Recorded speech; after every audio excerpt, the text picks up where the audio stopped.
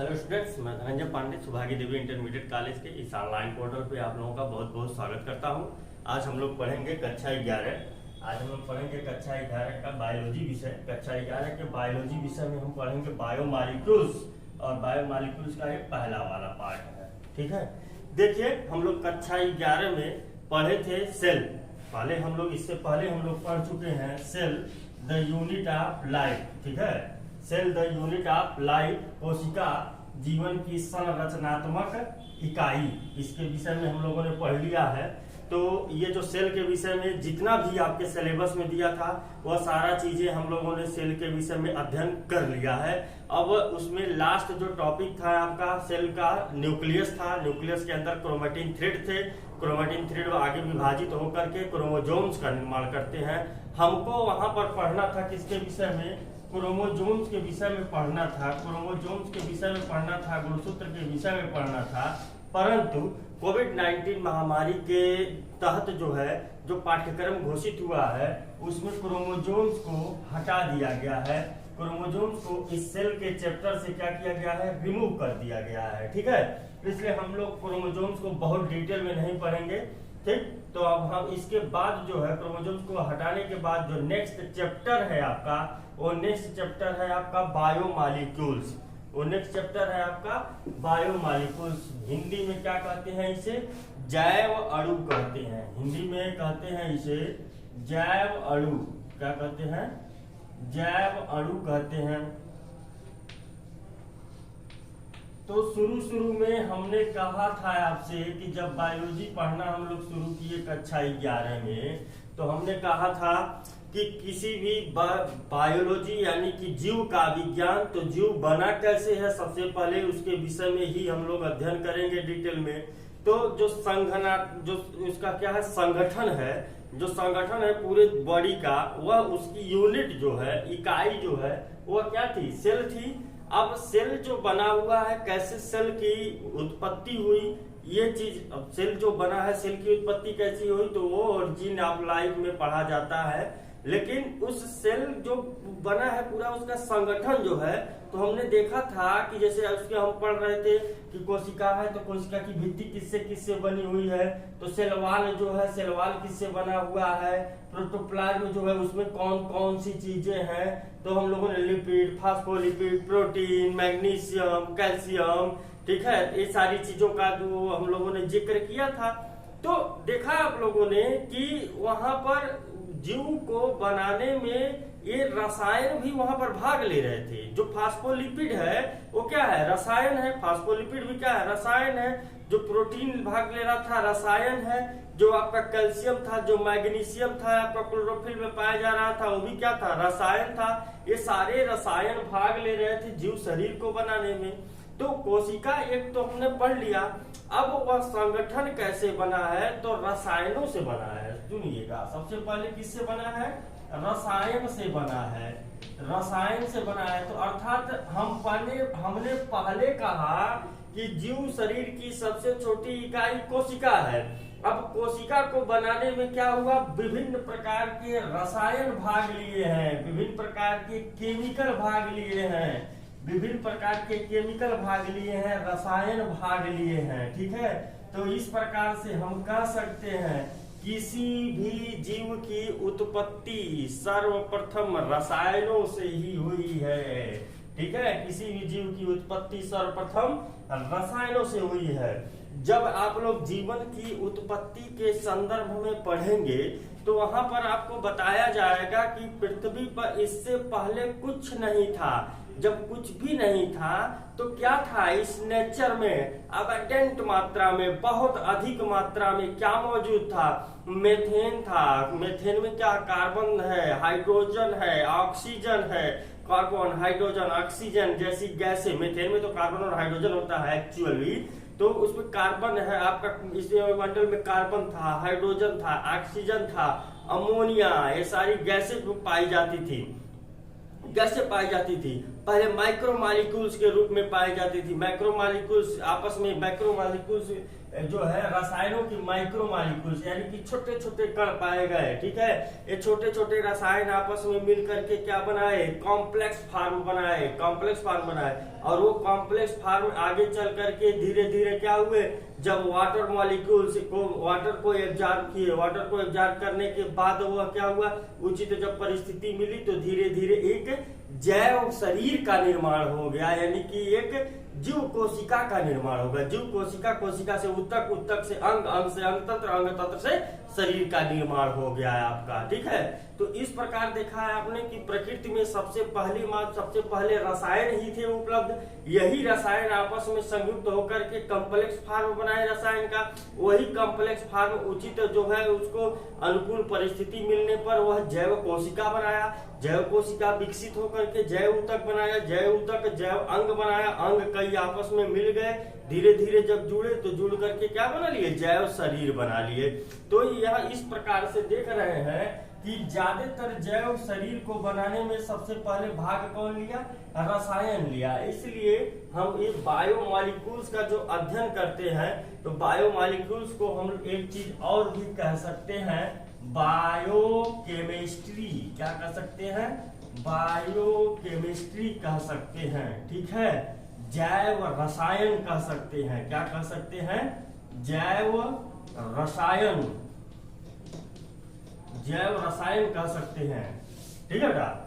देखिएगा आप लोग, जैव अणु यानी कि जैव अणु भी कह सकते हैं, जैव रसायन भी कह सकते हैं। अब देखिए कि जैव अणु और जैव रसायन कहने का मतलब क्या हुआ, या बायोमॉलिक्यूल्स की अगर हम परिभाषा देखें तो बायोमॉलिक्यूल्स का डिफिनीशन क्या हो जाएगा, ठीक है।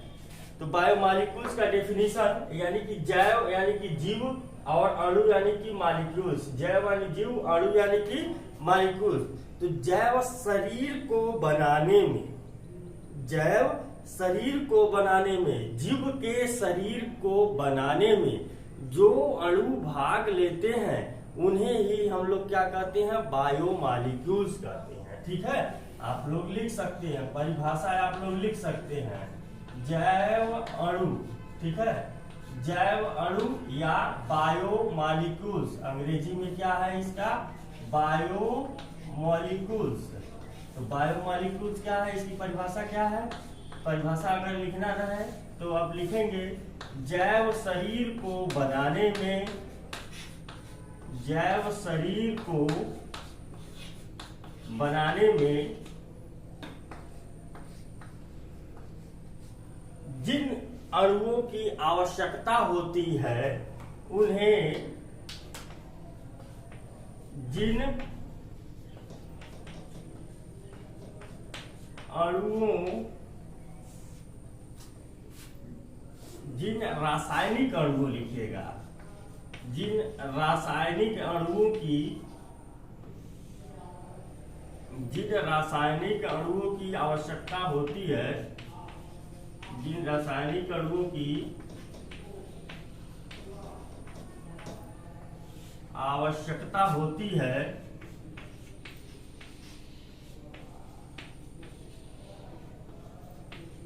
उन्हें जैव अणु कहते हैं, उन्हें जैव अणु कहते हैं। परिभाषा रखने की कोई जरूरत नहीं है, अपने मर्जी से आप बना सकते हैं। हमने लिख दिया ऐसे, जैव शरीर को बनाने में जिन अणुओं की आवश्यकता होती है उन्हें जैव अणु कहते हैं। आप ऐसे भी लिख सकते हैं कि जैव शरीर जिन रासायनिक अणुओं से मिल करके बना होता है, जैव शरीर जिन रासायनिक अणुओं से मिल करके बना होता है उन्हें ही जैव अणु कहते हैं। यानी कि जो बॉडी है, हमारी शरीर है, चाहे प्लांट की बॉडी हो गई, चाहे ह्यूमन की बॉडी हो गई, कोई भी किसी भी जीव का जो शरीर है जो निर्मित हुआ है, उस जीव शरीर को निर्मित करने के लिए जिन जिन रासायनिक अणुओं की आवश्यकता हुई है, जिन जिन जो रासायनिक अणु लगे हैं उन्हीं को कहते हैं जैव अणु। इसी को हम इस चैप्टर में अध्ययन करेंगे, उन्हीं के विषय में, ठीक। तो ये परिभाषा हुई, परिभाषा को मिटाते हैं। परिभाषा को देख लिए हम लोग। अब कुछ टर्म है, एक आध टर्म है हो सकता है कि आपके किताब में तो नहीं दिया है इस तरह से, लेकिन अगर कहीं हो सकता है आ जाए आपके सामने तो कंफ्यूज मत होइएगा। सेलुलर पूल एक टर्म है आपका,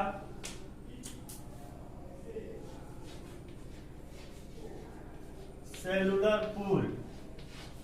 सेलुलर पूल क्या है? ये सेलुलर पूल क्या है?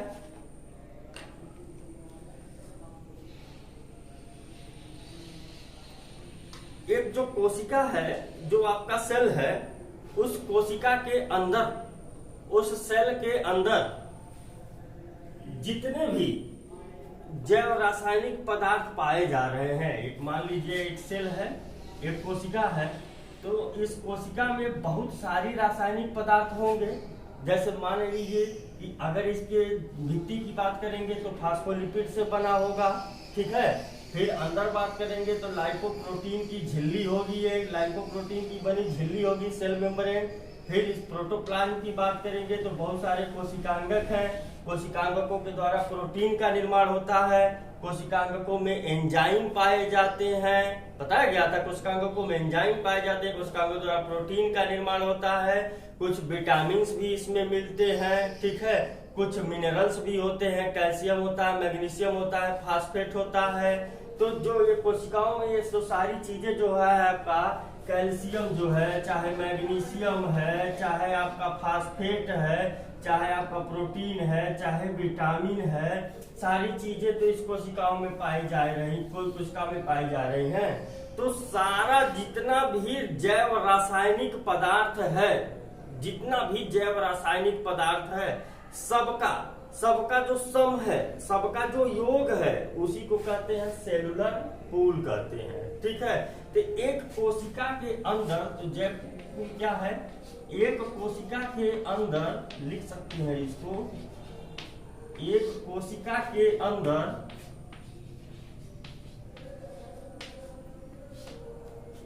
एक कोशिका के अंदर उपस्थित सभी, एक कोशिका के अंदर उपस्थित सभी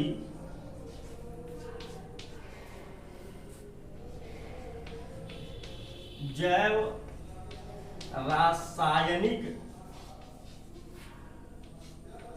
ठीक है, एक कोशिका के अंदर उपस्थित सभी जैव रासायनिक पदार्थों का समूह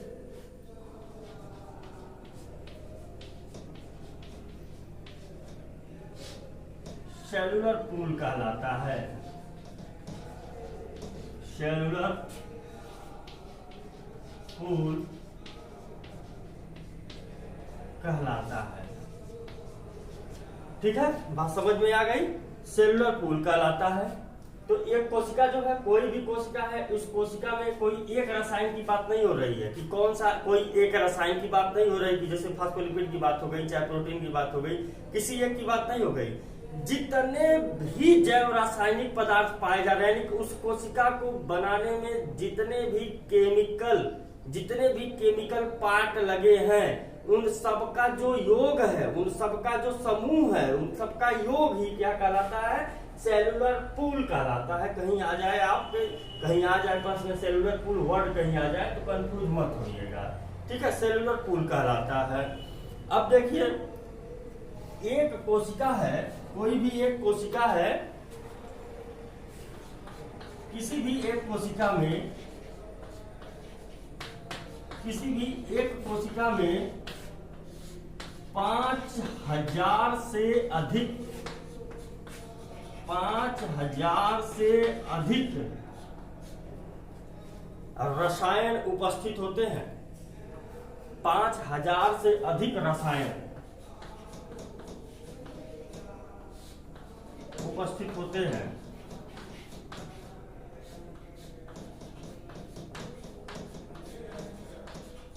अभी तो हम लोग पढ़ रहे थे कोशिका, तो हम लोगों ने सिर्फ यही देखा था कि उसकी जो भित्ति है, भित्ति को बनाने में क्या होता है, लाइपोप्रोटीन भाग लेता है, ठीक है। उसके बाद उसकी जो झिल्ली है तो फास्फोलिपिड से बनी होती है। फिर नीचे हम लोग पढ़े हैं कि इसमें प्रोटीन का निर्माण होता है, वसा का निर्माण, कार्बोहाइड्रेट के रूप में वो ऊर्जा का निर्माण होता है, तो विटामिन भी कुछ पाए जाते हैं, कुछ मिनरल्स भी होते हैं। तो अभी तो हम लोगों ने सिर्फ 1, 2, 4, 10, 15 के 20 बारे में जानते थे, लेकिन एक्चुअल में क्या होता है, किसी भी एक कोशिका में लगभग 5000 से भी अधिक रसायन पाए जाते हैं।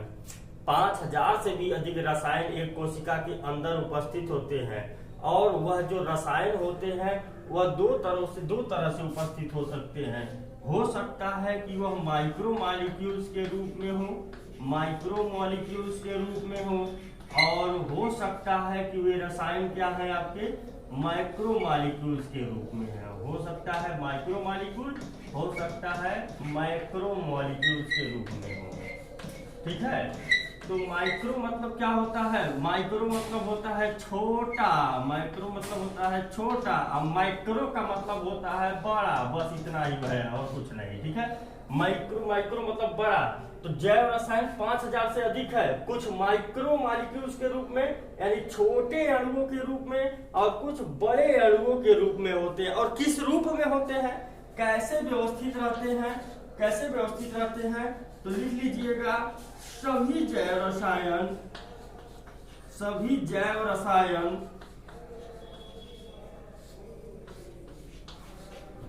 क्रिस्टलो कोलाइडल फॉर्म में उपस्थित रहते हैं,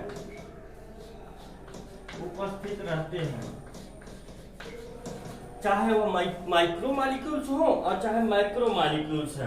तो एक क्रिस्टलो कोलाइडल फॉर्म में उपस्थित, क्रिस्टलो का मतलब क्या हुआ कि जो मॉलिक्यूल्स हैं वह क्रिस्टल के रूप में, ठीक, एक क्रिस्टल के रूप में रहेंगे, ठीक, ठोस अवस्था में क्रिस्टल के रूप में रहेंगे।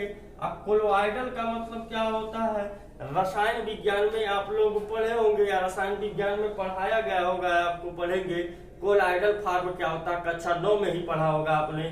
कोलाइडल विलयन जो होता है, कोलाइडी विलयन किसे कहते हैं। ठीक है, तो ये जो कोलाइडल फॉर्म में उपस्थित होते हैं, ठीक, क्रिस्टलो कोलाइडल फॉर्म में उपस्थित होते हैं। तो क्रिस्टलो का मतलब क्या होगा, क्रिस्टल के रूप में, और कोलाइडल फॉर्म का मतलब होता है कोलाइडी एक विलयन होता है। कोलाइडी विलयन का मतलब क्या होता है कि एक निश्चित परास होता है, एक निश्चित परास का मतलब होगा कि निश्चित आकार, एक निश्चित आकार ठोस कण जो होते हैं, निश्चित आकार के ठोस कण अगर जल में विलय हैं, जल में नहीं सॉरी किसी भी चीज में अगर विलय हैं, ठीक है, जिन्हें क्या है कि माइक्रोस्कोप की सहायता से देखा जा सकता है, ठीक, जिन्हें माइक्रोस्कोप की सहायता से देखा जा सकता है, उन्हें क्या कहते हैं, कोलाइडल सॉल्यूशन कहते हैं। एक निश्चित परास, वह परास क्या है, ठीक है, उससे आपको मतलब नहीं है, हम कोलाइडल विलयन नहीं पढ़ा रहे हैं। ठीक, एक निश्चित परास के जो कण है वह किसी भी द्रव में क्या है, घुलित अवस्था में रहते हैं, जिन्हें नग्न आंखों से नहीं देखा जा सकता लेकिन माइक्रोस्कोप की सहायता से देखा जा सकता है, उन्हें क्या कहते हैं, कोलाइडल सॉल्यूशन कहते हैं। जो आपका धुंध है, धुआं है, यह भी कोलाइडल सॉल्यूशन है। कैसे कि धुआं देख रहे हैं, सिर्फ आपको धुआं देख रहा है लेकिन नग्न आंखों से और कुछ नहीं दिख रहा है, माइक्रोस्कोप की सहायता से देखेंगे तो उसमें अलग अलग चीजें, धूल के कण अलग दिखाई देंगे आपको, उस धुएं में धूल के कण अलग दिखाई, कार्बन पार्टिकल्स अलग दिखाई देंगे। बात समझ में आ रही है आपको। जो आपका ये पेस्ट है, जो टूथपेस्ट है आप लोग करते हैं, जो हेयर जेल लगाते हैं, जो क्रीम लगाते हैं चेहरे पे, ये सब क्या है, कोलोइडल सॉल्यूशन है। देखने पे आपको एक सिर्फ क्रीम नजर आता है लेकिन माइक्रोस्कोप से देखेंगे तो इन्हें उसमें छोटे छोटे क्रिस्टल भी नजर आएंगे। ठीक उसी प्रकार से देखिएगा, ध्यान दीजिएगा आप लोग, क्लोजअप वाला प्रचार देखिए कि जो क्या नाम है उसका, रणवीर सिंह, जो रणवीर सिंह हीरो जो क्लोजअप वाला प्रचार करता है, ठीक है, कि सुबह सुबह ताजगी वाला, तो जब सुबह सो करके उठता है और क्लोजअप जो ब्रश करता है, तो क्लोजअप जब ऐसे पेस्ट पर लगाता है, वो पेस्ट जो ब्रश पे लगाता है, तो देखे होंगे उसमें दिखाता होगा कि क्रिस्टल ऐसे बना है, क्रिस्टल ऐसे बना रहता है, पेस्ट ऐसे पेस्ट रहता है उसका, तो पेस्ट जो होता है, पेस्ट ऐसे जब निकालता है उस पे, तो उस पेस्ट में ऐसे देखे होंगे आप लोग, ऐसे छोटे छोटे क्रिस्टल दिखाता है, उसमें क्रिस्टल ऐसे दिखाता है, ऐसे क्रिस्टल दिखाता है कि इसमें क्या है कि स्पेशल मिंट क्रिस्टल इसमें उपस्थित है। ठीक, तो ऐसे यही क्रिस्टल जो है यह इसमें एक द्रव में विलेय अवस्था में है, जिसे क्या कहा जाता है, कोलाइडल सॉल्यूशन कहा जाता है। ठीक, तो ये क्या सभी जैव रसायन किस फॉर्म में होते हैं, क्रिस्टल के फॉर्म में, और यह क्रिस्टल एक द्रव में विलेय होते हैं, जिस विलयन को कहते हैं कोलाइडल फॉर्म। ठीक है, क्रिस्टल के रूप में होते हैं, और वह क्रिस्टल किसमें विलय होते हैं, द्रव में। तो वह द्रव कुछ भी हो सकता है, वह द्रव जल भी हो सकता है, वह द्रव कोई प्लाज्मा हो सकता है, वह द्रव कुछ ब्लड हो सकता है, कुछ भी हो सकता है। वो तो क्रिस्टल के फॉर्म में क्या होता है, किसी द्रव में जब विलय रहेंगे तो उस विलयन को क्या कहेंगे, कोलाइडल सॉल्यूशन कहेंगे। तो इसीलिए कह रहे हैं क्रिस्टलो कोलाइडल फॉर्म में रसायन उपस्थित होते हैं सेल के अंदर। चीजें कन्फर्म, इतना मिटाते हैं हम। ठीक है, तो सेलुलर पूल, अब सेलुलर पूल जो है देख लेते हैं कि ये जो सेलुलर पूल है ये भी दो फेज में पाया जाएगा। इसमें दो चीजें पाई जाएंगी।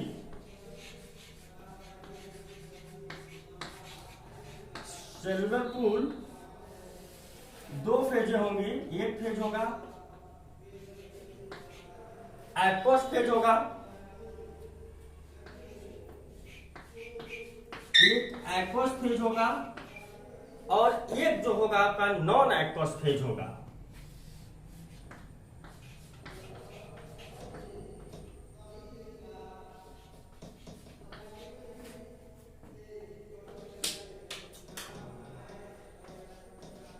नॉन एक्वस फेज, दो फेज होंगे कोलाइडल पूल के, सेलुलर पूल के दो फेज होंगे, एक एक्वस फेज, एक non aqueous phase. Aqueous phase क्या है, जो पदार्थ जल में घुल जाते हैं। एक्वस फेज क्या है, जो पदार्थ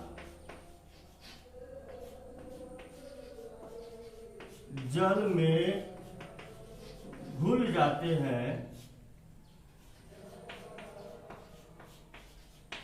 ठीक है, तो जो सेलुलर पूल हमने बताया, सेलुलर पूल क्या बताया कि सभी जैव रासायनिक पदार्थों का सम है, सबका क्या है, योग है सेलुलर पूल। तो सबका जो योग है ये सेलुलर पूल, तो जो सबका योग जो है, तो यह योग मतलब किस अवस्था में है, अवस्था को हमने नहीं बताया, सबका योग बताया हमने। तो ये जो सेलुलर पूल है दो रूपों में देखा जा सकता है। एक आपका एक्वस फेज के रूप में देखा जा सकता है, और एक नॉन एक्वस फेज के रूप में देखा जा सकता है। यानी कि सबको दोनों को मिला करके कहा जाएगा सेलुलर पूल। तो एक्वस फेज में कौन से रसायन आएंगे, वे रसायन या वे पदार्थ या वे अणु जो जल में घुल जाते हैं। ठीक है, और नॉन एक्वस फेज में जाहिर सी बात है वे पदार्थ जो क्या है कि जल में घुलेंगे, जल में क्या है, घुलेंगे नहीं। और जब जल में घुलेंगे नहीं तो क्या करेंगे, कोशिका की संरचना बनाने में भाग लेते हैं। तो इसमें लिख लीजिएगा, वे पदार्थ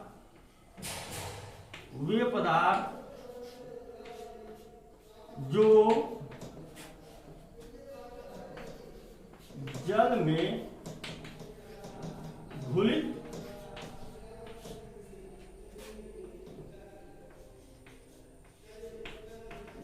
में घुलित अवस्था में नहीं रहते, बल्कि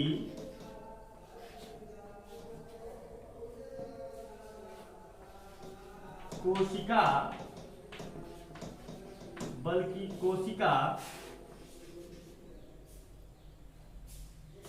के संरचना को बनाते हैं। ठीक है, नॉन एक्वस फेज में आते हैं। ठीक है, जो कोशिका के संरचना को बनाने में भाग लेते हैं या बनाने में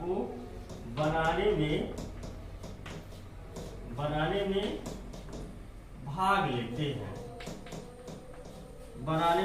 लेते हैं।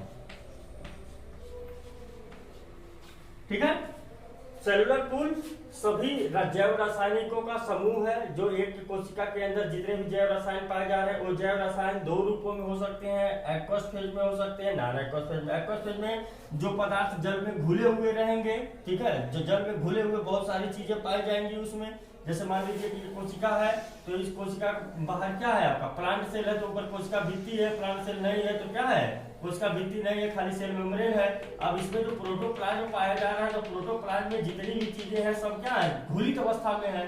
तो जो घुलित अवस्था वाली पदार्थ होंगी तो कौन कौन सी चीजें घुलित अवस्था में मिलेंगी? ग्लूकोज होगा आपका, एग्जाम्पल के रूप में लिख लीजिएगा, ग्लूकोज होगा, ग्लूकोज होगा, ग्लूकोज भी क्या करेगा घुलित अवस्था में पाया जाएगा। फिर एमिनो एसिड होगा,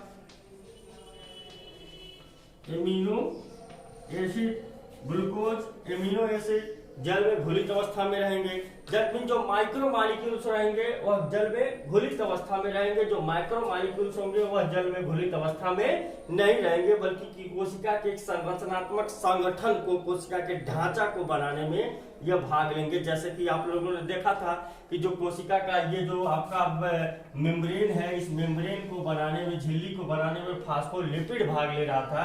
तो यह फास्फोलिपिड जल में घुला हुआ नहीं था। हमने जब स्ट्रक्चर बताया था तभी बताया था आपको कि द्रव के सतह पर तैरता रहता है, उसमें घुला हुआ नहीं, घुलता नहीं है, उसके सतह पर ही तैरता रहता है, ठीक है।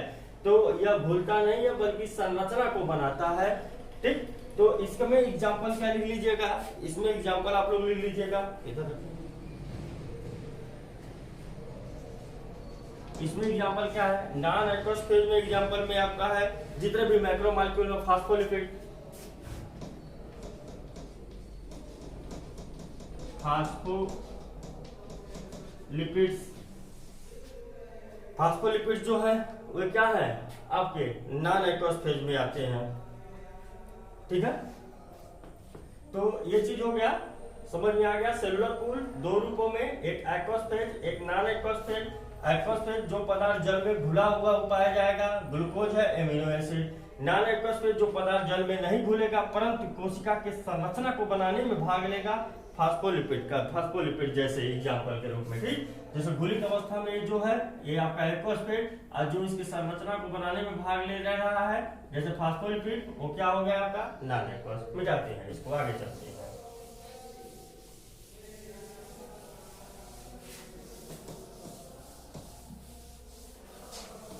ये तो टर्म हो गया आपका। इसके बाद हम लोग बायोमॉलिक्यूल्स पे डायरेक्ट आ जाते हैं।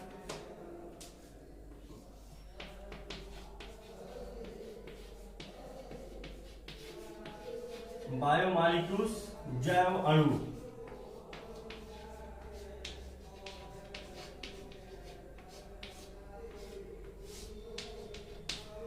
परिभाषा आपको बता दी गई है कि जैव शरीर को बनाने में जितने भी रासायनिक पदार्थ भाग लेते हैं, जितने भी रासायनिक अणु भाग लेते हैं उनको ही क्या कहते हैं, जैव अणु कहते हैं, ठीक है। अब ये जैव अणु जो होते हैं दो रूपों में पाए जाते हैं। कौन कौन से इनके दो रूप हैं? दोनों रूप कौन कौन से हैं? माइक्रोमॉलिक्यूल्स है, माइक्रोमॉलिक्यूल्स है, माइक्रोमॉलिक्यूल्स, और दूसरा क्या है मैक्रोमॉलिक्यूल्स है, मैक्रोमॉलिक्यूल्स है। दो चीजें हैं, माइक्रो मतलब छोटा और मैक्रो मतलब क्या होता है बड़ा। अंतर देख लीजिए दोनों में, स्पष्ट हो जाएगा। यहाँ पर अंतर देख लीजिए आप लोग, माइक्रोमॉलिक्यूल्स, माइक्रोमॉलिक्यूल्स, यहाँ पर आप लिख लीजिए मैक्रोमॉलिक्यूल्स, मैक्रोमॉलिक्यूल्स। दोनों में अंतर देख लेते हैं। तो पहली चीज अंतर क्या है, माइक्रो मतलब छोटा होता है, माइक्रो मतलब क्या होता है छोटा होता है। यह छोटा होता है साइज में, छोटा होता है और अम्लीय विलयन में, अम्ल में विलेय होता है। अम्ल में क्या होता है, विलेय होता है, अम्ल में विलेय होता है, ठीक है। यानी कि अम्ल में डालेंगे तो माइक्रोमॉलिक्यूल्स क्या हो जाएगा, घुल जाएगा। एसिड में क्या होगा, ये घुल जाएगा। साइज में छोटा होगा और अम्ल में डालेंगे तो क्या हो जाएगा, घुल जाएगा। और दूसरा क्या होगा, दूसरा इसी केस में यह क्या होगा, आकार में बड़ा होगा, यह आकार में बड़ा होगा तथा अम्ल के साथ नहीं घुलेगा। ठीक है, आकार में बड़ा होगा और अम्ल के साथ नहीं घुलेगा, इनसॉल्युबल होगा। एसिड में क्या होगा, इनसॉल्युबल होगा, यानी कि घुलेगा नहीं। दूसरा अंतर देख लीजिए, पहला अंतर स्पष्ट है, साइज में माइक्रो मतलब छोटा होता ही है, तो आकार इसका छोटा होगा और अम्ल में घुल जाएगा, ये अंतर याद रखिएगा। और दूसरा आकार में बड़ा होगा, माइक्रो मतलब बड़ा होता ही है, तो आकार में बड़ा होगा और क्या होगा, अम्ल के साथ भी घुलेगा नहीं। ठीक है, इसका जो मॉलिक्यूलर वेट होता है, जो आणविक भार है, माइक्रो मॉलिक्यूल्स का आणविक भार, आणविक भार, भाई जाहिर सी बात है, जब साइज में छोटा है तो भार भी तो कम होगा ना, तो आणविक भार कम होता है, इसका आणविक भार कम होता है और इसका जो है आणविक भार अधिक होता है, इसका आणविक भार अधिक होता है। नोट करते जाइएगा आप लोग, मेरे साथ ही साथ नोट करते जाइएगा, बेहतर होगा काफी। तीसरा जो अंतर है इसका, तीसरा अंतर क्या है, इसका जो स्ट्रक्चर है, संरचना, यह सिंपल संरचना होता है, बहुत ही सिंपल संरचना होता है, सिंपल स्ट्रक्चर, साधारण संरचना होता है, साधारण संरचना होती है, साधारण संरचना होती है। और इसकी जो है माइक्रो मॉलिक्यूल्स जो है, माइक्रो मॉलिक्यूल्स की संयुक्त संरचना होती है, संयुक्त संरचना होती है, संयुक्त संरचना यानी कि कॉम्प्लेक्स स्ट्रक्चर होता है, कॉम्प्लेक्स स्ट्रक्चर, बहुत ही कॉम्प्लेक्स स्ट्रक्चर होता है, कॉम्प्लेक्स स्ट्रक्चर होता है।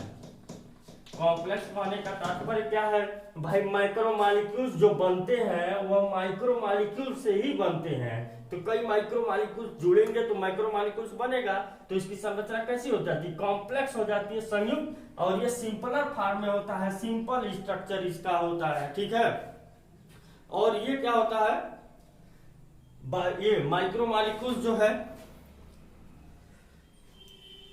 अगर सॉल्यूशन के रूप में रहेगा, यानी कि विलयन के रूप में रहेगा, तो मॉलिक्यूलर सॉल्यूशन के रूप में रहेगा, ये जो है मॉलिक्यूलर सॉल्यूशन के रूप में रहता है, यानी कि मॉलिक्यूलर सॉल्यूशन आणविक विलयन,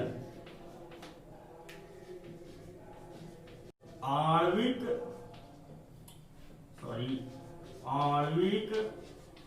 विलयन के रूप में, आणविक विलयन के रूप में रहता है। आणविक विलयन का मतलब क्या हुआ, ये अणु जो हुआ किसी भी द्रव में घुलित अवस्था में पाया जाएगा, लेकिन ये जो है ये क्या है, कोलाइडल सॉल्यूशन के रूप में रहता है। चौथा अंतर है ना, ये कोलाइडल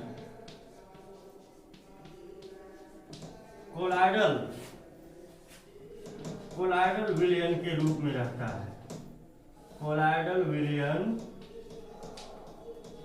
के रूप में रहता है। ठीक है, आणविक विलयन कहने का तात्पर्य है कि इसकी संरचना बहुत छोटी होती है, पानी में या फिर द्रव में, जिस भी द्रव में घुलेंगे एकदम घुलित अवस्था में रहेगा, माइक्रोस्कोप से देख करके अंतर आप स्पष्ट नहीं कर पाएंगे। लेकिन ये कोलाइडल जो सॉल्यूशन है, कोलाइडल सॉल्यूशन क्या है, ये कोलाइडल विलयन के रूप में रहता है माइक्रो मॉलिक्यूल्स, यानी कि इसको अगर माइक्रोस्कोप से देखा जाएगा तो माइक्रो मॉलिक्यूल्स को देखा जा सकता है, पहचाना जा सकता है कि कोई ना कोई माइक्रो मॉलिक्यूल्स है इसमें, इस विलयन में। ठीक है, तो ये कोलाइडल सॉल्यूशन के रूप में रहते हैं। कोलाइडल सॉल्यूशन में जो घुलित अवस्था में चीजें हैं, पहचानने की कई विधियां हैं, इसमें पहचानने की विधियां भी हैं। जब कोलाइडल विलयन पढ़ाया जाएगा आपको तो वहां पर बताया जाएगा। ठीक है, और जो नेक्स्ट चीज है ये बनते कैसे हैं, मैक्रोमॉलिक्यूल्स कैसे बनते हैं? मैक्रोमॉलिक्यूल्स जो बनते हैं, मैक्रोमॉलिक्यूल्स का निर्माण, इनका निर्माण जो होता है पॉलीमेराइजेशन, ठीक है, पॉलीमेराइजेशन के द्वारा मैक्रोमॉलिक्यूल्स का निर्माण। पॉलीमेराइजेशन किसका होता है? माइक्रोमॉलिक्यूल्स का पॉलीमेराइजेशन होता है, ठीक है। माइक्रोमॉलिक्यूल्स का, माइक्रोमॉलिक्यूल्स के पॉलीमेराइजेशन,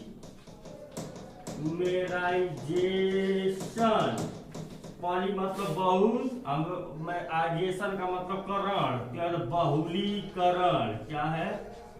बहुलीकरण।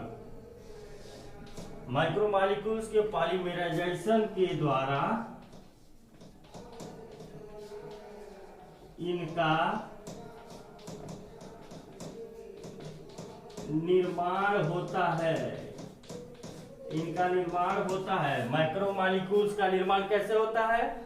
माइक्रोमॉलिक्यूल्स के पॉलीमेराइजेशन के द्वारा, ठीक है। और इसमें अगर लिखना रहे तो हम क्या लिख सकते हैं? माइक्रोमॉलिक्यूल्स में क्या लिख सकते हैं? यह इकाई है किसकी? मैक्रोमॉलिक्यूल्स, मैक्रोमॉलिक्यूल्स को बनाने की इकाई है,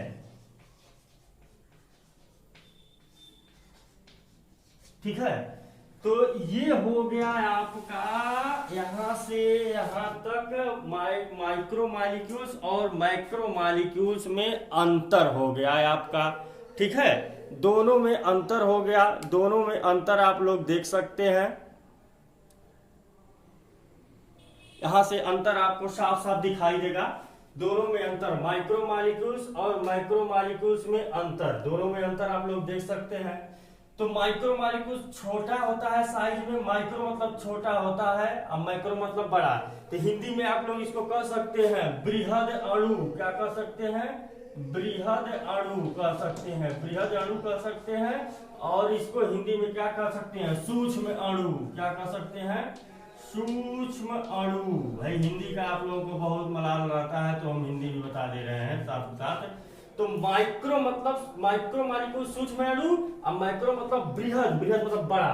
तो ये छोटा होता है और क्या है कि अम्ल के साथ घुल जाता है। ये आकार माइक्रोमॉलिक्यूल्स आकार में बड़ा होता है, अम्ल के साथ नहीं घुलता है। माइक्रोमॉलिक्यूल्स का आणविक भार जो होगा कम होगा, इसका आणविक भार अधिक होगा। जाहिर सी बात है, छोटा है तो अणु के आणविक अवस्था में उसका भार कम ही होगा, इसमें कई अणु जुड़े हुए हैं तो भार अधिक होगा। साधारण संरचना होती है, यानी कि अपने ही रूप में रहता है, सिंपल रूप में। संयुक्त संरचना होती है, यानी कई माइक्रोमॉलिक्यूल्स आपस में जुड़ेंगे तो पता नहीं किसके द्वारा, किस प्रकृति के द्वारा जुड़ेंगे, लीनियर क्रम में जुड़ेंगे या फिर क्या है कि लीनियर क्रम में जुड़ेंगे या फिर आपका कर्व रूप में जुड़ेंगे, किस रूप में जुड़ेंगे कोई कंफर्म नहीं है, ठीक। तो कौन सा स्ट्रक्चर बनाएंगे भी कंफर्म नहीं है। तो कॉम्प्लेक्स, थोड़ा सा टेढ़ा स्ट्रक्चर, कॉम्प्लेक्स स्ट्रक्चर, संयुक्त स्ट्रक्चर बनाते हैं। ये आणविक विलयन के रूप में रहेंगे, यानी कि किसी भी द्रव में जो घोला जाएगा अपने ही रूप में क्या है, वो एकदम घुलित अवस्था में पाए जाएंगे, यानी माइक्रोस्कोप से देखकर अलग नहीं किया जा सकता। ये कोलाइडल विलयन के रूप में रहते हैं। कोलाइडल विलयन की खासियत होती है कि नग्न आंखों से तो नहीं देखा जा सकता, लेकिन माइक्रोस्कोप से देख करके यह पता किया जा सकता है कि द्रव में कोई ना कोई कण घुला हुआ है, जिस कण का परास फला है, ठीक है। तो माइक्रोमॉलिक्यूल्स को बनाने की इकाई है कौन? माइक्रोमॉलिक्यूल। यानी कि जो माइक्रोमॉलिक्यूल बनता है उसकी इकाई है माइक्रोमॉलिक्यूल, यानी कई माइक्रोमॉलिक्यूल्स आपस में जुड़ करके माइक्रोमॉलिक्यूल्स का निर्माण करते हैं। उसी प्रक्रिया कहते हैं पॉलीमेराइजेशन। पॉली मतलब बहुत, मेराइजेशन, मेराई, जो भोजपुरी में हम लोग कहते हैं ना मेरादा, में कहते हैं ना मेरादा, तो वही है मेराई। कई बहुत, पाली माने बहुत, बहुत को मेरा के बना दीजिए, बहुत को मेरा के, कौन बहुत को? माइक्रोमॉलिक्यूल्स। कई माइक्रोमॉलिक्यूल्स को एक में मेरा दीजिए, कई माइक्रोमॉलिक्यूल्स को एक में मेरा दीजिए और मेरा करके बना दीजिए। मेराएंगे तो मेरा के क्या बनेगा? आपका मैक्रोमॉलिक्यूल्स बनेगा, ठीक है। तो इसी को अंग्रेजी में कहते हैं पॉलीमेराइजेशन, ठीक है। पॉली मतलब बहुत, मेराई के जेसन, ठीक है, बनाना, ठीक है, बहुलीकरण। तो यह है मैक्रोमॉलिक्यूल्स का निर्माण होता है माइक्रोमॉलिक्यूल्स के पॉलीमराइजेशन से। ठीक है, इसके बाद अब हम लोग देखेंगे, इसके बाद अब इसका एग्जांपल्स भी जान लीजिए कि एग्जांपल्स अब इसमें दिखाई नहीं दे रहा होगा तो आप लोग अपने नोट्स में लिख लीजिएगा। माइक्रोमॉलिक्यूल्स का जो एग्जांपल्स है क्या, मिनरल्स हैं, गैसेज हैं, शुगर है, एमिनो एसिड। ठीक है, मिनरल्स हैं, एग्जांपल्स हम ऊपर लिख दे रहे हैं, यहाँ मिटा करके एग्जांपल्स यहाँ लिख दे रहे हैं, एग्जांपल्स लिख दे रहे हैं यहाँ पे। मिनरल्स है यानी कि खनिज लवण है, हिंदी में लिख दे रहे हैं खनिज लवण है, गैस है, एमिनो एसिड है, एमिनो गैस है, एमिनो एसिड है, शुगर है यानी कि हिंदी में शर्करा है। इसका एग्जाम्पल यहाँ पर मिटा देते हैं, इसका एग्जाम्पल यहाँ पर लिख देते हैं। ठीक है, हम ऊपर लिख रहे हैं, आप लोग नीचे लिखिएगा। लेकिन इसका एग्जाम्पल क्या है आपका मैक्रोमॉलिक्यूल्स का, प्रोटीन है, प्रोटीन इसका एग्जाम्पल होगा। कई एमिनो एसिड जब आपस में मिलेंगे तो किसका निर्माण करेंगे, प्रोटीन का निर्माण करेंगे। ठीक है, न्यूक्लिक एसिड है, न्यूक्लिक एसिड, न्यूक्लिक एसिड किसे कहते हैं, जो न्यूक्लियस में प्रेजेंट होता है अम्ल, उसी को न्यूक्लिक एसिड कहते हैं। कौन से है वो, डीएनए और आरएनए, डीऑक्सीराइबोन्यूक्लिक एसिड और राइबोन्यूक्लिक एसिड दोनों है। और दोनों जो बने होते हैं, ये एसिड कहने को तो एसिड, लेकिन कई चीजों से मिल करके बने होते हैं, या कई चीजों से मिल करके बने होते हैं, इसलिए क्या है, मैक्रोमॉलिक्यूल्स हैं। बात समझ में आ गई। पॉलीसैकेराइड्स हैं, क्या है, पॉलीसैकेराइड्स हैं,